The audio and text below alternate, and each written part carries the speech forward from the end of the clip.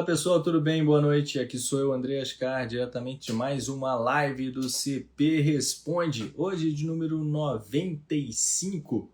Sejam bem-vindos aqui ao canal do Corrida Perfeita. Se você está me escutando no Spotify, seja bem-vindo ao canal do Corrida Perfeita no Spotify. Mas se você está aqui ao vivo com a gente no Instagram, seja bem-vindo e vamos trocar ideia. Olá, Edu, boa noite, seja bem-vindo, cara. Lembrando sempre, Richarlison, aí ainda é de tarde, meu parceiro. Boa tarde para você, chegue mais.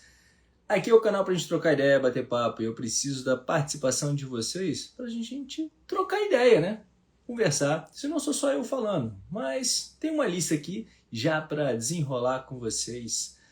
Seja bem-vindo, Diana, diretamente de Açores. Por favor, gente, coloque aqui no balãozinho aqui embaixo a sua pergunta. Luciano tá chegando aí também, Luciano da Carioca Assessoria. Boa noite, Luciano. Comanda os treinos. Galera de Valença, Bahia, Fabiano, o Edu. Bora correr. Bora, Edu. Vamos nessa. Pois é. Ainda é 5 horas aí, Charles. Diretamente do Acre, meu irmão. Às vezes eu esqueço do tamanho do Brasil. Meu Deus do céu. Como é que estão as coisas aí no Acre, meu irmão? Selva, Luiz Fábio. Chegue mais e vamos nessa. Trocar uma ideia. Semana passada eu comecei falando sobre a Maratona de Boston, né? Sobre esse caminho. Falta um mês agora, praticamente agora 3 semanas, né? Que vai ser no dia 21 de abril, que cai exatamente numa segunda-feira, no dia no dia dos Patriotas lá nos Estados Unidos, Patriots Day. É uma única maratona, eu acho, que acontece na segunda-feira. E, por sinal, também a Maratona de Boston é a mais antiga maratona que ocorre com frequência, né? Tem mais de 100 anos a Maratona de Boston.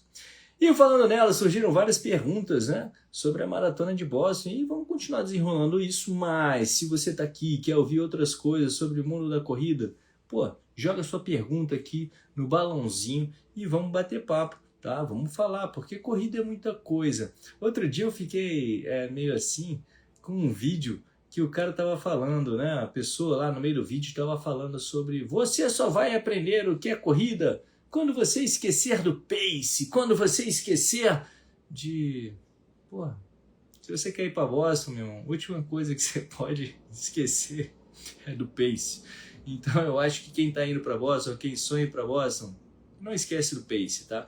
Mas eu não estou querendo deixar esse negócio aqui, ó, só para quem quer ir para Boston, porque é uma elite da elite da elite. Por que eu digo que é uma elite da elite da elite? Porque a grande maioria das pessoas nem correu a maratona, não corre, né? Eu acho que a maioria do pessoal que está aqui não correu a maratona. E além de correr uma maratona, tem que correr uma maratona rápido para ir para Boston. Pois é o papo da elite, da elite, da elite, mas às vezes a gente olhando lá para cima, a gente cria desejo, a gente cria vontade para a gente se dedicar mais, para a gente ter mais disciplina de desenvolver essa habilidade que é a corrida e não simplesmente sair correndo. Não que esteja errado sair correndo, cada um faz o que quiser com essa ferramenta maravilhosa que é a corrida. Você pode sair correndo também, não tem problema, você faz o que você quiser. O grande lance é quando a gente age de forma consciente, com desejo, com uma vontade sobre algo, a gente cresce mais. Aquela coisa com consciência, a gente saboreia com outro gosto, né? Quando a gente conquista, quando a gente atinge, quando a gente supera. Fazer as coisas com consciência é muito bom. Criar o desejo, às vezes é ruim, né? A gente fica desejando o negócio, pode muitas vezes correr a gente... Mas quando a gente deseja, cria aquele sonho e realiza, isso é fantástico. Isso move a gente, né? Aqui, ó, Richard tá mandando aqui, ó. Irmão, veio agradecer porque na sua live passada você me deu uma dica quando tive com aquela dor no lado. Foi, Richard? Funcionou, cara? A parada da respiração? É incrível, né? Mas funciona. Obrigado pela confiança, Richard. Muito obrigado, cara. Então vamos lá, gente, começando aqui desenrolando enquanto vocês vão criando as dúvidas que vocês possam ter e por favor coloque aqui no balão para a gente falar sobre essas dúvidas, porque vai aparecendo, o pessoal vai chegando, eu vou dando hi-fi para a galera, mas eu não consigo às vezes acompanhar as perguntas que surgem. Então, o primeiro ponto que a gente tem que destacar, já desenrolando esse assunto que ficou da semana passada, né, sobre Boston, é exatamente qual a maior dificuldade para conseguir o índice de Boston. Aí está o segredo do negócio do atleta amador. Porque o índice de Boston precisa de desempenho, precisa de performance. E para todo atleta amador, para conseguir desempenho e performance, ele precisa de dedicação ao processo, ao treinamento, a um planejamento adequado do seu treinamento. Seguir uma planilha certinha? Será que você precisa seguir uma planilha certinha? Cara, eu já conheci tanta gente aí nesse Brasil afora, principalmente a galera do interior, que corre para danar. Corre muito, meu irmão. Corre sem seguir planilha, sem nada, e me dá na cabeça o tempo todo. A galera corre só pela natureza de onde mora, pelo deslocamento, por como faz, e acabam se tornando rápidos, mais rápidos do que normal, e conseguem realizar um índice para Boston de maneira tranquila, com o pé nas costas, eu diria. Muita gente correndo ali. Eu lembro de ter encontrado um cara que correu a primeira maratona dele para baixo de 3 horas, lá em João Pessoa, num calor de 28 graus e uma umidade de 150%. Cara, fantástico. Existem essas pessoas por aí que naturalmente já correm, brincam, se divertem, fazem na corrida o dia a dia e pesam 50 quilos. Fica muito mais fácil de correr uma maratona com desempenho. Mas se você não tem todo esse aspecto, esse passado, essa natureza sobre a corrida, é preciso se dedicar ao treinamento da corrida, é preciso você ter uma planilha, uma orientação sobre o seu treino. Porque qual que é o grande ponto sobre o treinar também? É porque além do treino em si, você tem que trabalhar. Por vezes você tem uma família, você tem um filho pequeno, você tem uma porção de coisas da vida que não é só treinar. Então o atleta amador ele tem que conciliar todos esses aspectos da vida para encaixar nisso aí, para arrumar o seu tempo certinho para treinar, para você seguir uma planilha de treinamento.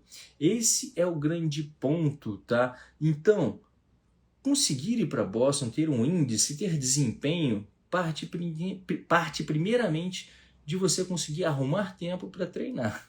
Treinar e se dedicar a isso, se dedicar ao processo. Individualmente, você vai ter que organizar a sua vida para encaixar o processo de treinar e descansar, para que você vá evoluindo no seu treino. Então é o encaixar da vida, não dá para viver tudo. Dificilmente você que está saindo do sofá agora, se continuar com a vida na noite, se continuar trabalhando 17 horas por dia, dificilmente você vai conseguir ter tempo para treinar e desempenhar uma performance de nível de uma Olimpíada dessa, de ir para uma maratona dessa que requer um certo qualify para você poder desempenhar isso. Aí tem a galera, né? Então, você vai precisar treinar para você ir para Boston. Treina certinho, beleza? Você tem grandes chances. Não é impossível ir para Boston se você treinar certinho. Isso é fato.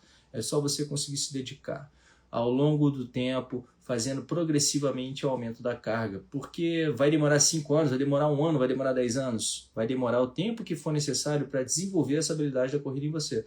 E isso vai depender principalmente de onde você está nesse exato momento, para a gente levar esse progresso de treinamento, para você ganhar desempenho e ir equalizando as coisas na sua vida com o treinamento, para que você consiga melhorar esse desempenho na corrida. E não é só o desempenho de cardio, melhorar o seu VO2, você tem que preparar o seu corpo. E isso requer uma certa maturação. Para correr numa certa intensidade, num certo volume, você precisa ter músculos e tendões fortes que possam te ajudar a absorver o impacto. E você corra longe das lesões, exatamente, para que essa carga do volume e da intensidade não gere lesões no seu organismo que te façam parar de treinar, beleza? Então é um processo que muitas vezes pode ser lento, progressivo, contínuo, né? Não é da noite para o dia. Pode ser da noite para o dia?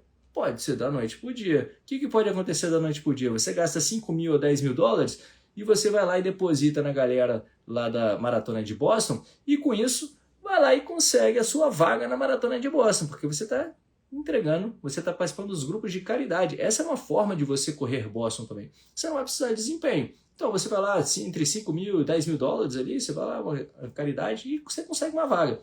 E ainda tem outro ponto. Não é só você pagar isso também, né? Os 5 mil ou 10 mil dólares, que hoje seria em torno de uns... Hoje o dólar está 5,70 no comercial. Bota aí 6, né? Uns 30 mil reais, ou então uns 60 mil reais aí. Por aí vai para você gastar. Você ainda também tem que ter um visto americano para poder entrar nos Estados Unidos e correr. Então, existem certas barreiras nessa corrida, digamos, elitista, né? Não só pelo desempenho, mas também pelo financeiro. Mas será que vale viver isso tudo? Gastar isso tudo? Bom, eu já atrasei bastante para ir lá, para saber de qual é isso, porque eu achava que não valia muito a pena, não. Falar nada, cara, isso é só mais uma maratona, é só mais um evento, gastar esse dinheiro todo para ir lá correr 42, prefiro gastar esse dinheiro para ir para outro lugar, fazer outra coisa, pá, não vale. Mas aí veio aquele clique, né? Pô, eu tenho que viver isso, eu tenho que saber como é que é ter essa experiência para poder falar, pô, para mim foi assim lá. Eu consegui juntar dinheiro para poder ir lá e viver isso e contar para vocês daqui a pouco, daqui a umas 3 semanas, como é que foi essa experiência. Então, esse é o primeiro passo, disciplina, ajuste no seu treinamento e ter a possibilidade financeira de ir para lá. E como dividir o ciclo de treino para buscar desempenho em maratonas? Como que a gente pode falar assim, né? De dividir o ciclo de treino. O que você tem que fazer para ter a capacidade de correr 195 metros? Porque isso ainda vai além dessa questão de performance na corrida que a gente está falando da Maratona de Boston. O que ocorre na Maratona de Boston? Uma categoria até 29,34, se eu não me engano, você tem que fazer um sub 3 horas para você poder correr. Então você tem um desempenho para você correr essa maratona, para você poder ir lá correr isso. Agora, outra maratona, você não precisa ter esse desempenho, você precisa ter só a capacidade de percorrer esses 195 metros. Então, a gente pode desenvolver essa corrida dentro de você, essa maratona dentro de você, de diversas formas. A gente pode tornar o seu corpo mais forte, a gente pode tornar o seu corpo mais resistente, a gente pode tornar o seu corpo mais veloz, né? Cada tipo de treino vai atacar o seu organismo de uma forma diferente. E a gente tem que entender quais são as suas necessidades para fazer isso. Então, a depender desse ciclo, desse momento da maratona, a gente vai treinar muito mais força em dado momento, a gente pode treinar mais a velocidade, a gente pode trabalhar mais a resistência, a gente pode trabalhar mais a resistência da velocidade, né, que você chegou. Então, a depender do momento da sua habilidade, da corrida que você está desenvolvendo, esses ciclos são divididos em maiores volumes e menores intensidades, um trabalho de maior força para que você possa sustentar esse volume e essa intensidade mais para frente. Então a gente tem a parte do macrociclo, do mesociclo, microciclos, pequenos ciclos, a gente tem a parte da base do treinamento que você está fazendo, depois a gente vai para a parte do específico, depois a gente vai para a parte do competitivo, a gente vai para o polimento e vai para a prova. Esse tamanho de cada ciclozinho desse, 1 semana, 2 semanas, 3 semanas, vai depender muito do seu desenvolvimento quando você estiver correndo. Você pode simplesmente estalar o dedo e falar, eu quero correr a maratona. Beleza, só precisa de paciência, né? Porque você pode percorrer uma maratona em 7 horas, se eu não me engano, o limite é esse. Se a gente botar aí para pensar que 7 horas para fazer 42 quilômetros, são mais ou menos 6 quilômetros por hora, 6 quilômetros por hora é uma caminhada rápida, né? Você no final vai ter a medalha lá, eu sou maratonista, né? Aí, rapaz, tem até um coraçãozinho, que massa. Eu sou maratonista, né? Então, que maratona você quer fazer? Porque a depender do tipo de maratona que você quer realizar, vai incidir na sua preparação. O Luiz Fábio mandou aqui, ó, quero correr a Maratona Monumental em Brasília, aquela que você correu sozinho. Pô, Luiz Fábio, mas a Maratona Monumental de Brasília é uma maratona que as pessoas correm sozinho, cara. Você tá falando da Volta do Lago. A Volta do Lago já é um pouco mais complexa, né? Que são 100 km. Mas a Maratona Monumental, todo mundo corre sozinho, né? Os 42. Ou você já fez ela em revezamento, 21 com alguém?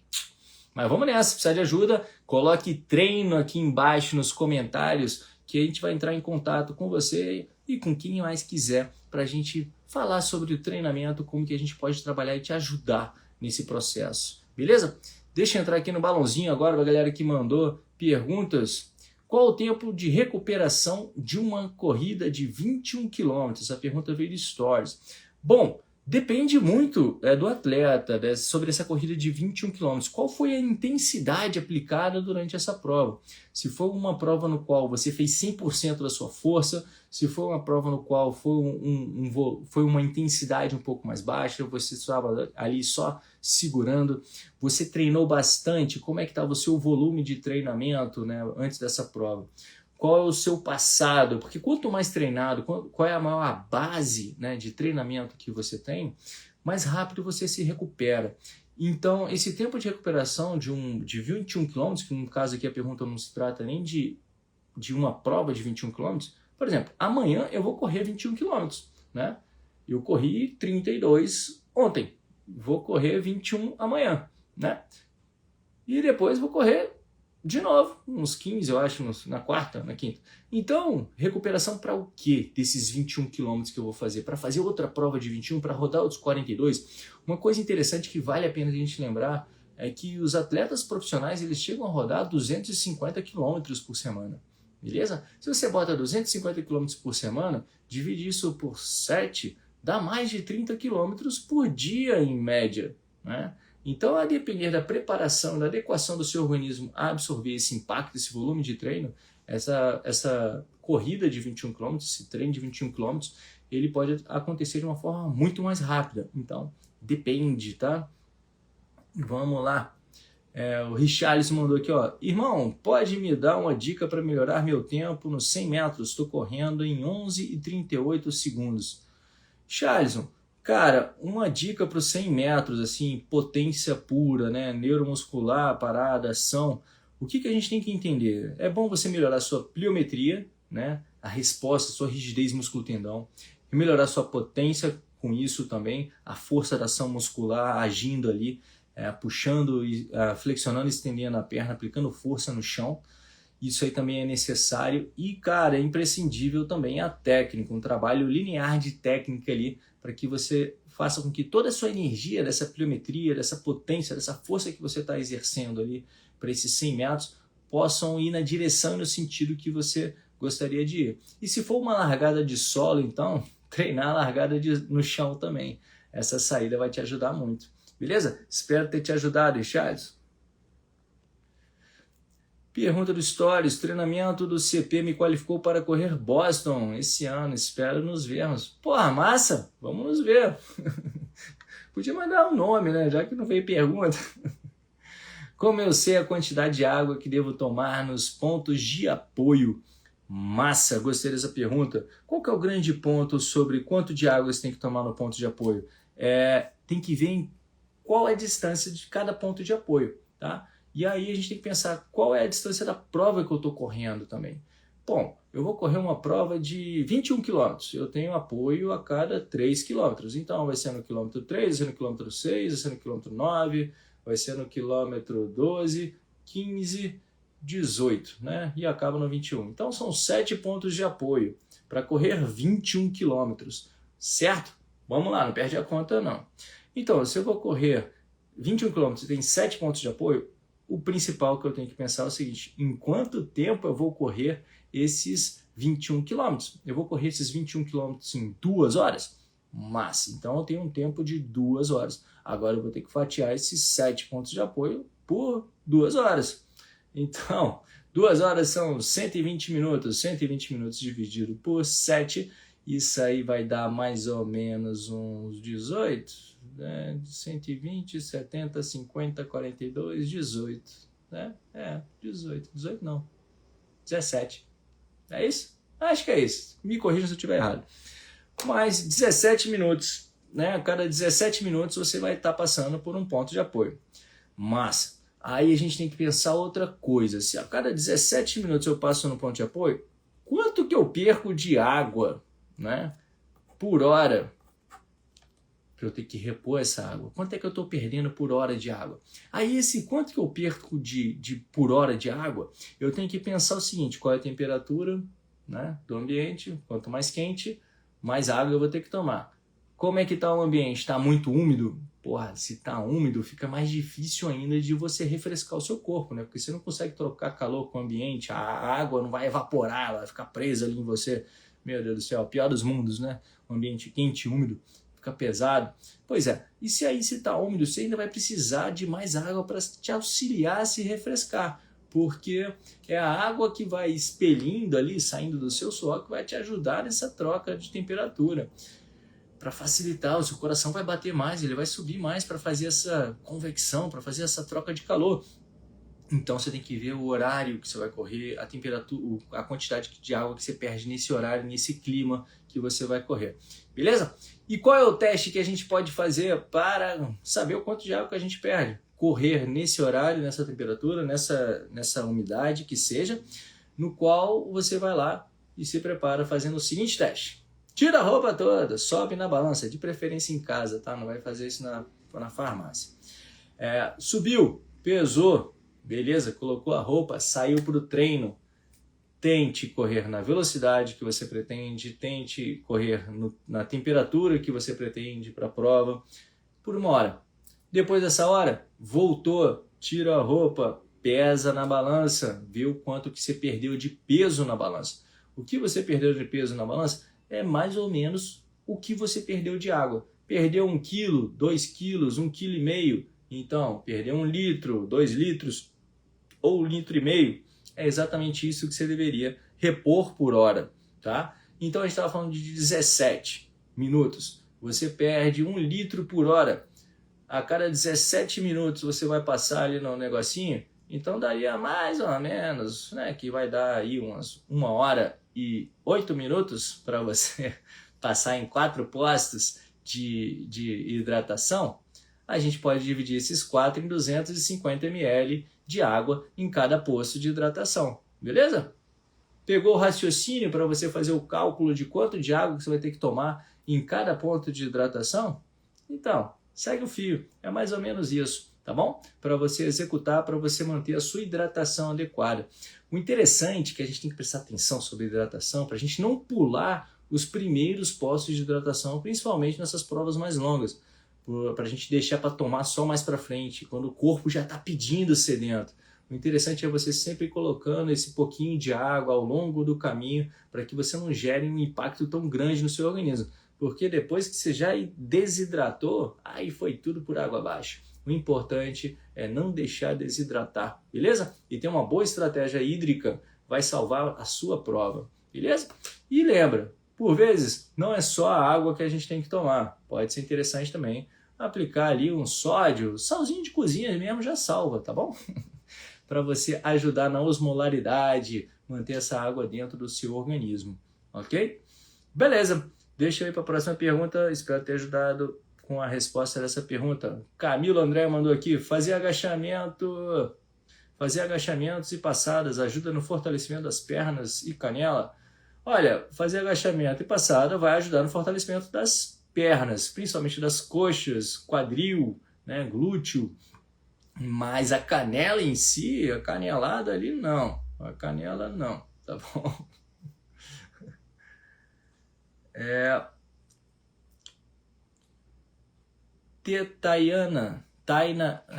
Taina Lima, desculpa, Taina Lima. Quem não tem índice pode correr Boston de outra forma? Pode sim, Thay, pode. É só você gastar ali entre 5 e 10 mil dólares para caridade, que você acaba ajudando os outros e comprando a sua vaga. Thay mandou outra pergunta aqui também. Como evitar a fadiga no fim da maratona e manter o ritmo? Bom, vamos lá. Evitar a fadiga no final da maratona é complexo, porque a ideia é que você chegue cansado, né, no final da maratona. Pô, se chegou cheio de energia no final da maratona, você fez isso errado. Porque é para você estar cansado e segurando ali nesse cansaço para que você segure até o final, né? Qual é o grande ponto? Que é interessante para você não fadigar demais, para que você chegue vivo, quase na linha de chegada, para que você morra com calma, tá?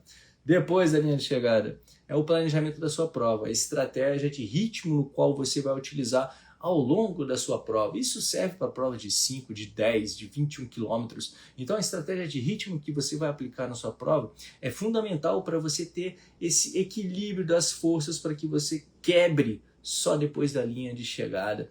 Então, durante os treinos, você ir conhecendo o seu corpo, saber o que é o seu 100%, o que é o seu 90%, para você ir controlando isso tudo ao longo da sua prova. Por vezes, prescrever estratégia de prova de forma objetiva, colocando ali um pace a cada quilômetro que você quer manter, uma frequência cardíaca no qual você vai seguir ao longo de certo trecho. Isso pode te ajudar a chegar inteiro no final dessa prova para fazer força.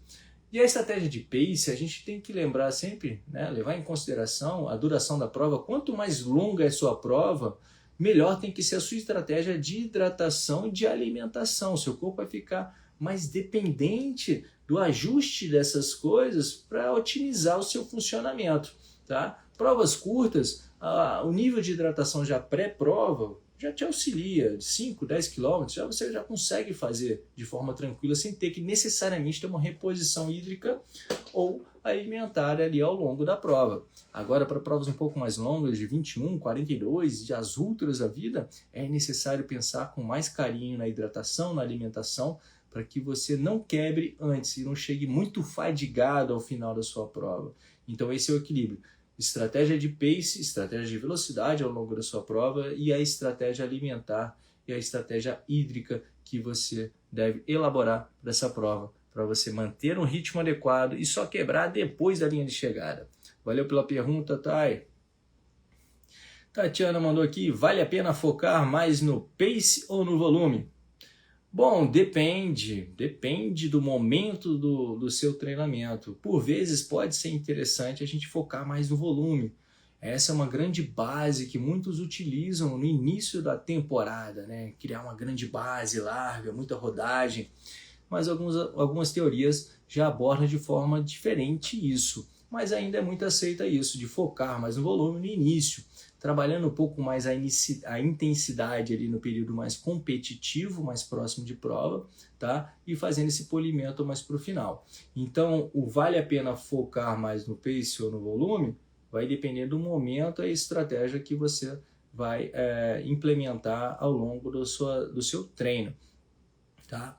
Mas aí tem um outro ponto que interessante que me vem à cabeça sobre pace e volume, é sobre quem você vai seguir no seu dia a dia, né? Você vai seguir uma estratégia de pace ou vai seguir uma estratégia de volume, né? Das suas zonas de intensidade. Você deve seguir uma estratégia de coração, de frequência cardíaca, ou deve seguir uma estratégia de velocidade, né? Eu sei que o volume aí é relacionado a tempo, tá? Mas é só que me veio na cabeça aqui se você segue o pace ou se você segue a frequência cardíaca como regulador da sua intensidade. Isso é legal de ser falado também, porque a depender do terreno, vale mais a pena você focar na sua frequência cardíaca do que no pace. E às vezes vale mais a pena você focar no pace do que na frequência cardíaca. Treinos intervalados, por vezes e muitas vezes, é melhor você focar no pace, na velocidade, por conta da intermitência da frequência cardíaca. Você acelera, começa a correr e depois é que ela vai começar a subir. Depois você já parou, e depois que ela vai começar a descer, né? Já o pace é val, né? De uma hora para outra. E depois com os treinos mais contínuos, se você vai seguir uma estratégia de pace, a depender do terreno, da ondulação, pode acabar te atrapalhando, te desgastando nesse tipo de treinamento. Por vezes, para trabalhar a intensidade aí, é melhor você trabalhar com o coração. Beleza? Valeu, Tatiana, pela pergunta. Vamos agora para o Ricardo. Como dividir o ciclo de treino para buscar desempenho em maratona? Bom, essa daí eu acho que eu já falei, mas vamos lá de novo. Como dividir o ciclo de treino para buscar desempenho em maratonas? É você ter um ciclo de treinamento de base, depois você vai ter um ciclo de treinamento mais próximo do que você vai realmente fazer, da velocidade que você vai executar, onde que a gente chama isso de fase... Eu falei isso, já esqueci, meu Deus do céu, como eu esqueço. Daqui a pouco eu lembro, tá bom? Então, a gente faz o trabalho de base, depois faz o trabalho específico sobre o que você quer treinar, o que tem que treinar da sua prova-alvo, seja na intensidade, seja na resistência que a gente tem que gerar, e depois a gente entra no período competitivo, e ali entra o polimento e prova, beleza? Então, basicamente, são essas fases que a gente pode adequar para o ciclo seguro e buscando desempenho na maratona, ok? Agora vamos com Augusto Lima. Qual a maior dificuldade para conseguir o índice de Boston? Eu já tinha notado essa pergunta, hein, Augusto? Mas é isso aí. A dificuldade é treinar de maneira adequada e juntar o dinheiro. Richarlison Silva mandou aqui. Irmão, vou correr 3 km nos jogos escolares. Pode me dar uma dica? Divirta-se! E, de preferência, ganha a prova, né?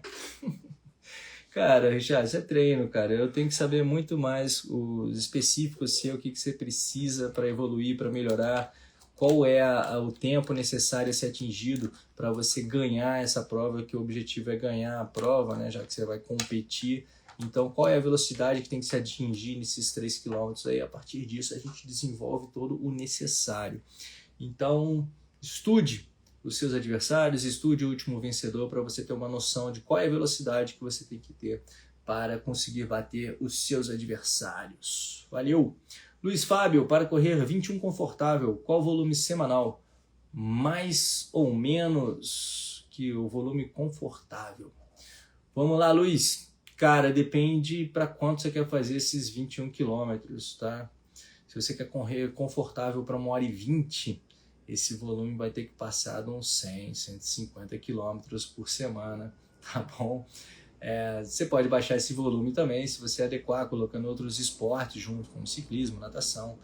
Isso pode reduzir esse volume total de corrida que você vai ter.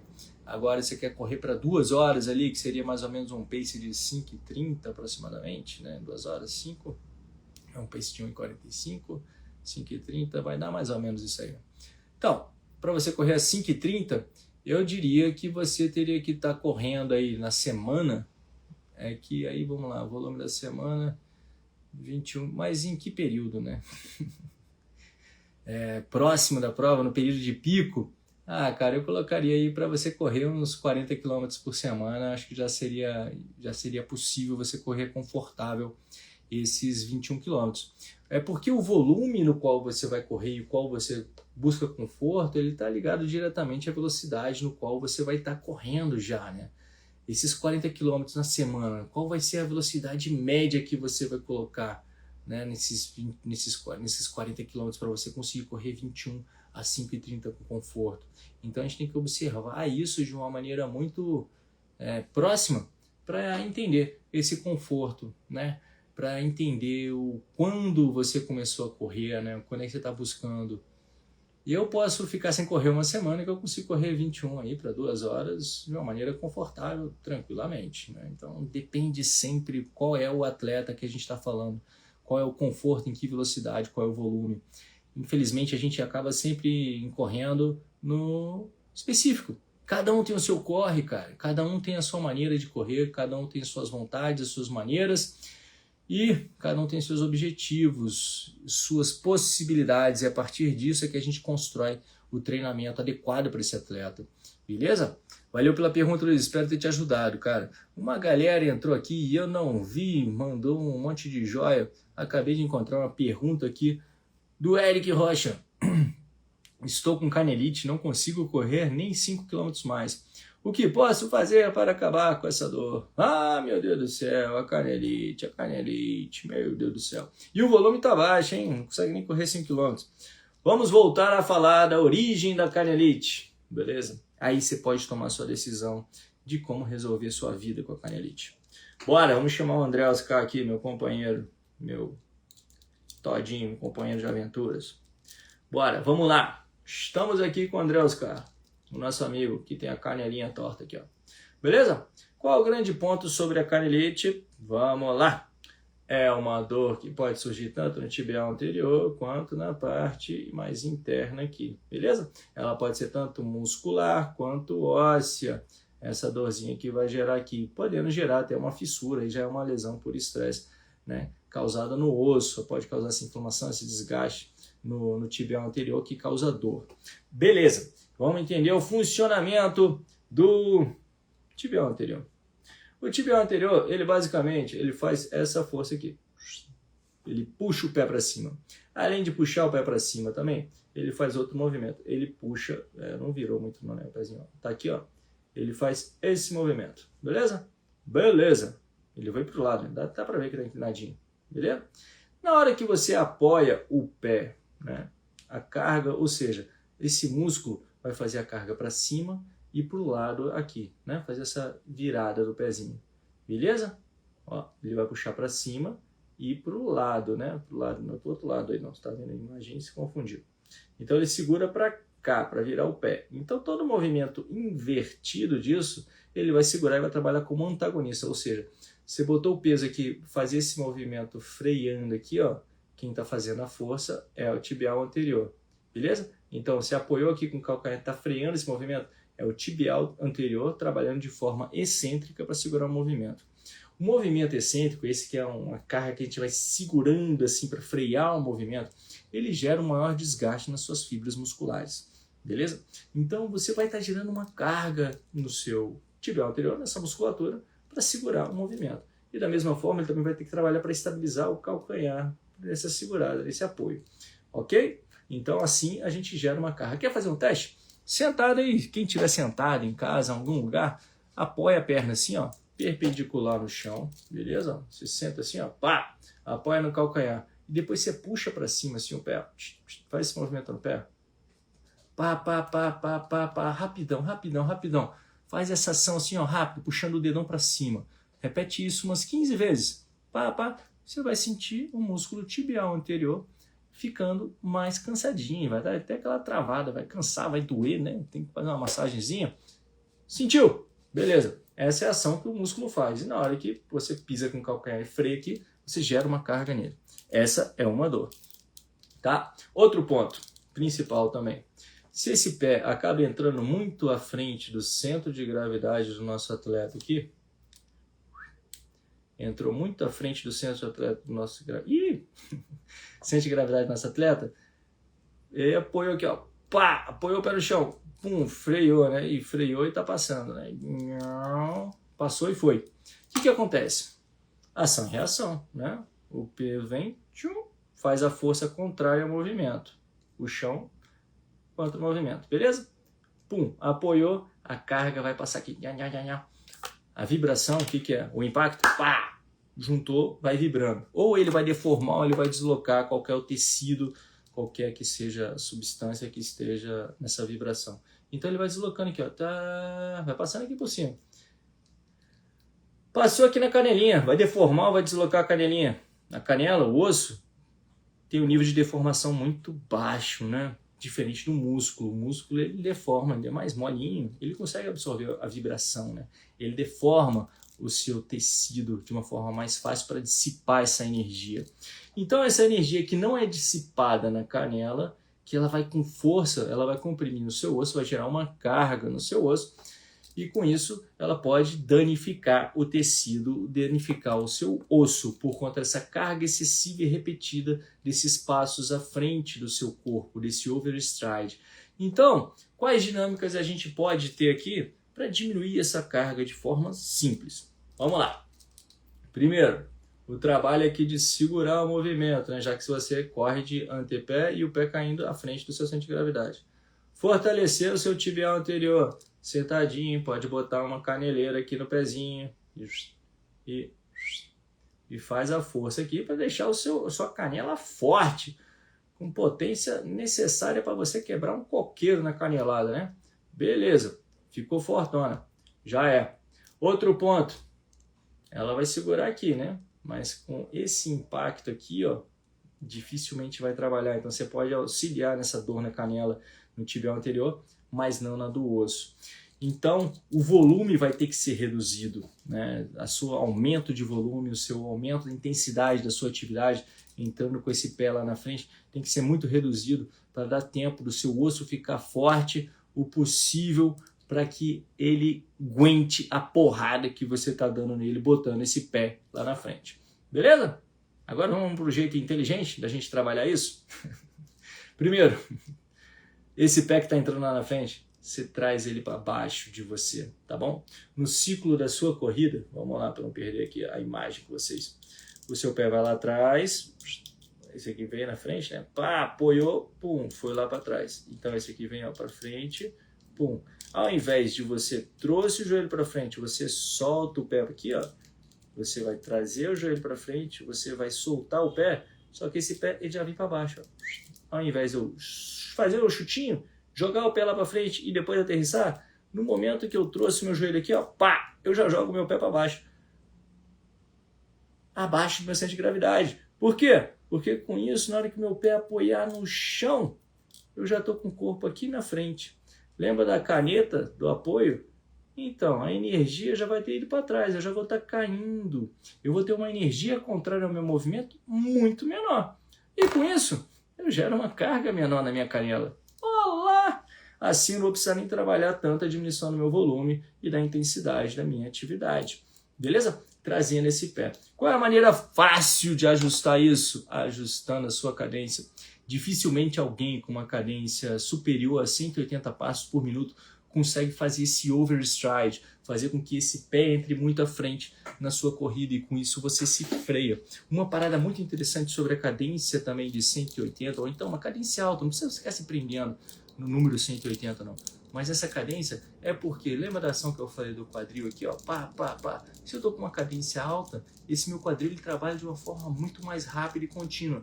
Não dá tempo do meu quadril fazer a flexão e depois eu fazer o chutinho do meu pé para frente, sacou? Fazendo com que eu vá frear o meu corpo na hora que eu apoiar o pé no chão. Então, com a cadência mais alta, eu tendo a fazer esse apoio com que ele entre sempre abaixo do meu centro de gravidade. Ou um pouquinho mais à frente, né? Mais próximo ali, onde que vai criar uma condição que eu vou me frear menos. E sabe onde você encontra exercícios e um auxílio com um vídeo, com várias dicas para os educativos, para você realizar esses ajustes de movimento, que são muito mais fáceis do que as outras coisas que eu falei para você? No Clube Corrida Perfeita. Baixe o aplicativo do Corrida Perfeita, seja na Apple Store ou então na Google Play, que a gente vai te ajudar com vídeos, com a educação sobre o movimento e te explicando os porquês, mais ou menos como eu falei da canela aqui, só que de muitas outras coisas da corrida. E se você quer saber mais como a gente pode te auxiliar no planejamento do seu treino de corrida, escreve treino aqui embaixo e vem treinar com a gente. Vamos treinar junto no clube? Bom, Eric, espero ter te ajudado, cara, com a explicação com o André Oscar aqui, ó. E manda bala aí, tá? E se tiver em crise crônica, bom, aí tem que tomar cuidado, tá bom? Para fazer esses ajustes de movimento todo, é interessante você estar sem dor já, ok? Mas aos poucos e com a consciência do movimento, você já pode ir indo aos poucos reeducando o seu corpo, se vendo correndo, se permitindo um novo momento, beleza? Valeu! Espero ter ajudado. Vamos lá, que essa ali tinha ficado lá para trás, né, gente? E agora deixa eu voltar pro balão. O Camilo mandou aqui outra pergunta. Correr com peso nos tornozelos é uma boa ou não é? Eu não acho nem um pouco boa correr com peso no tornozelo, tá? Camilo, não faz... não tem porquê. Qual é o grande ponto de você correr com peso no tornozelo? Você está botando um peso lá na extremidade do seu corpo. Então, toda vez que você jogar ele para frente, você vai promover um maior torque de frenagem, principalmente aqui para o seu isquiotibial, para você segurar esse movimento de aceleração da sua corrida, sacou? Você vai gerar uma carga também de puxar, né, o seu joelho aqui, vai forçar os seus tendões esse movimento de puxar, porque ele vai ter uma carga, um pezinho que normalmente vai jogar para frente. Se você quer trabalhar com uma carga, para botar um peso a mais no seu corpo, durante a corrida, eu aconselho a colocar no tronco, tá bom? Porque ele não vai ficar balangando para frente para outra e não vai prejudicar suas articulações nesse tipo de situação, tá? Mas em casos específicos de alguma ação que queira fazer de percepção, talvez ele possa ser válido, mas fazer treinos longos com ele, eu não vejo porquê, eu só acho que pode atrapalhar e acabar te machucando. Beleza? Bom, galera, eu gostaria de agradecer a todo mundo que esteve aqui conosco. A Letícia Cristina mandou aqui. Quantas horas pode fazer na prova dos 21 quilômetros? Letícia, se eu não me engano, são 4h30, tá? De prova para fazer a meia maratona. Então é tempo para danar, não é mesmo? Bom, não temos a pergunta. Se teve uma pergunta, eu passei batido. Me desculpa para quem mandou uma pergunta aqui nos comentários e eu me perdi. Beleza? Mas na próxima segunda-feira eu estou de volta. E por favor, venha, apareça e bote suas perguntas aqui no balãozinho. Acabei de achar uma aqui, ó, do Reflexologia Batagim. McVie, eu sinto... McVie? Quem é McVie? Eu sinto também essa mesma... Ah, você está falando com outro maluco. Fadiga mesmo, né? Estou correndo média de 6,18 por quilômetro dentro dos 5. Quem era o McVie? Será que era o McFly? Ó, aqui, ó, achei o McVie. McVie do corte, tá difícil voltar a correr. O corpo já não é mais o mesmo, mas vamos com tudo. Bora, McVie! Sempre há tempo, é só você preparar o seu corpo, fortalecer ele, identificar quais são suas necessidades. Beleza? Pronto. Eu, o Fábio Pacheco aqui, ó. Tenho joelho varo, posso correr? Claro que você pode correr, cara. Pô, se você deixar de correr, lascou, né? Mas o quanto que você pode correr, ou se você deve correr, aí a gente tem que analisar o caso do seu joelho varo, qual é o tamanho da gravidade. Lembrando que o joelho varo é aquele joelho de cowboy, tá, galera? Dependendo do grau ali desse joelho, você vai gerar uma carga extra no menisco, principalmente colateral lateral, né? Colateral lateral pode gerar carga? Não, colateral medial, que você vai gerar essa carga, essa pressão, né? Porque vai estar quebrando para o lado aqui o seu joelhinho, vai estar tortinho aqui, ele vai forçar mais aqui do lado de dentro. Então isso vai gerar uma carga. A gente tem que pensar muito mais também como é que está a sua passada para gerar uma carga menor no seu joelho e você não te prejudicar com isso, ok? O corpo se adapta a muita coisa, cara. Às vezes para você não vai ser possível correr 200 km por semana, mas você pode correr 50 km e se divertir e ser feliz, beleza? Então, galera, eu espero ter contribuído com vocês nessa segunda-feira. Se você quiser saber mais sobre os treinos de corrida para maratonas de Berlim foi ano passado, de Boston, siga-me lá no André Ascar, que eu estou compartilhando os treinos que eu vim fazendo dia a dia, até chegar lá nesse mês de abril, que vai ser um mês muito doido para mim. Eu resolvi fazer 2 maratonas, um 70.3 e no final de quebra fazer uns 5 km lá na Tutã Ultra Trail, que vai ser bem divertido. Então você quer saber como é que faz tudo isso? Bom, eu tenho um método. Quer saber mais sobre o método? Baixe o aplicativo do Corrida Perfeita na Apple Store, então na Google Play, beleza? E vamos nessa, lado a lado, rumo à Corrida Perfeita. Um grande abraço, bons treinos, boa noite e até amanhã. Até amanhã? Que amanhã, rapaz. Até segunda-feira. Amanhã, para quem encontrar na rua. Ou então lá no André Ascar. Valeu. Tchau, tchau.